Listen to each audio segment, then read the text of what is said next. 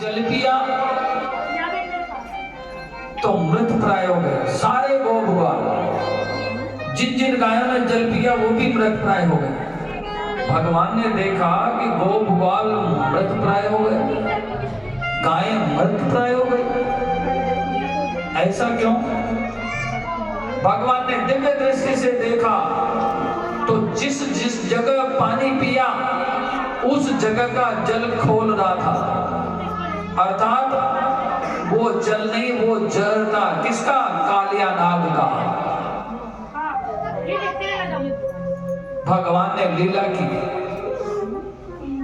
सबको दिव्य दृष्टि से देखते गो बाल जीवित हो गए। गायों पे दृष्टि डाली, गायें जीवित हो गई। भगवान ने कहा मधुमंगल तुझे नींद ज्यादा आई है, श्री दामा तुझे भी नींद आई है, तो जा घर जाकर के गेंद ला, गेंद का खेल खेलेंगे। बहाना। श्री दामा गया और गेंद लेकर के यमुना के तट पे आ गया और खेल प्रारंभ हुआ। ओ काली दे पे खेलन आयो री मेरा छोटो सो कन्हैया, छोटो सो कन्हैया मेरा बारो सो कन्हैया, छोटो सो कन्हैया मेरा बारो सो कन्हैया। काली दे पर खेलन आयो री मेरा बारो सो कन्हैया, काली दे पर खेलन आयो री मेरा बारो सो कन्हैया।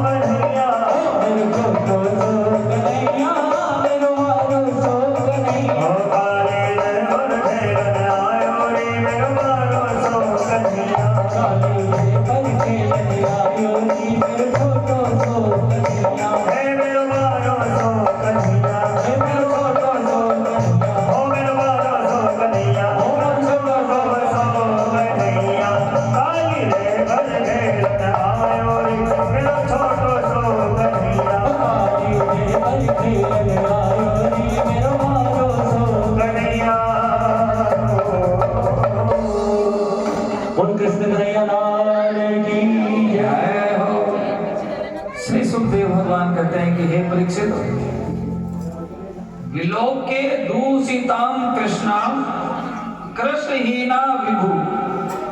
कृष्णा माना यमुना, यमुना का जल काला दिखा तो भगवान ने लीला की। भगवान गेंद के बहाने यमुना में कूद गए और वहां पहुंच गए जहां कालिया नाग सोया हुआ था।